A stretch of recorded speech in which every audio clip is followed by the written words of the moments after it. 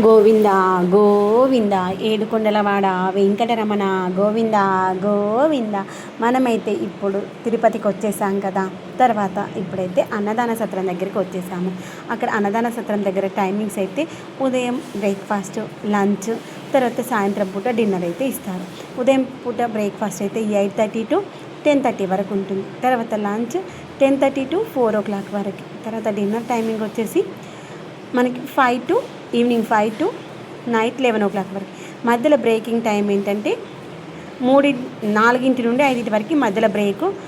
అంతకంటే ముందు morning 8:30కి start చేసినటువంటి ఈ యొక్క అన్నదాన సత్రం నైట్ 11 o'clock వరకు మొత్తం ఓపెన్లోనే ఉంటుంది అన్నమాట. మధ్యలో ఓన్లీ 4 నుండి 5 వరకు మాత్రమే బ్రేకింగ్లో ఉంటుంది.